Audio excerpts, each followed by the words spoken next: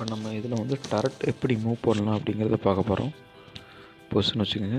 டரட்டை எப்படி நம்ம மூவ் பண்ண போகிறோம், எந்தெந்த மெத்தடில் மூவ் பண்ணலாம். ஃபஸ்ட்டு ஜாகில் போட்டு எக்ஸில் போட்டுக்கோங்க. பட்டன் ஆன் பண்ணிக்கோங்க. மைனஸில் மைனஸ் பண்ணால் எக்ஸ் மைனஸ் ஆக தெரியுதா, 60 70 80 90 100. அப்புறம் ஜூம் பண்ணி கொஞ்சம். அதுக்கப்புறம் நம்ம வந்து மைனஸில் பண்ணால் மைனஸ் பண்ணோம், ப்ளஸ் பண்ணால் ப்ளஸ் பண்ணோம். இப்போ இஜெட்டில் போட்டு மைனஸ் பண்ணுறோம், மைனஸ் ஆகிட்டே இருக்கும்.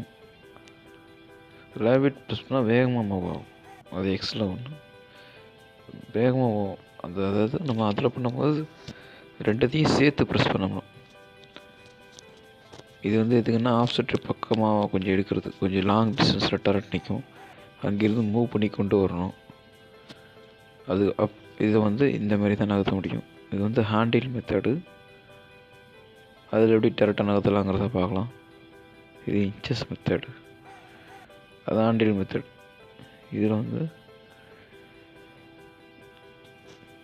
இதில் தான் நம்ம செட் பண்ணணும், அதில் செட் பண்ண வராது. ஹேண்டில்லே கொடுத்துருக்காங்க பாருங்கள் மேலே, x Y இஜெட்டு, X1 X10 X100. இதில் மூவ் பண்ணால் தான் மூவ் ஆகும். வேறு எதுலையும் மூவ் பண்ணாதீங்க, மூவ் ஆகாது.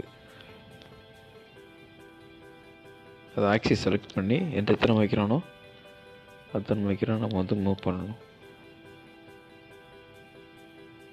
இது ஒரு மெத்தடு. ஒரு இன்ச்சஸ் மெத்தடு ஒன்று இருக்குது.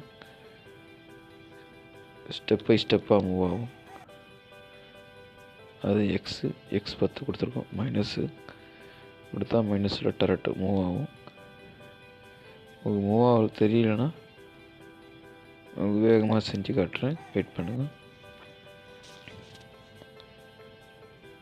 நீங்கள் இதில் பொசிஷன் பார்த்தாலே தெரியும். இந்த மாதிரி நம்ம வந்து மூவ் பண்ணால் இது போன்ற வீடியோகளுக்கு இந்த சேனலை சப்ஸ்கிரைப் பண்ணுங்கள், லைக் பண்ணுங்கள்.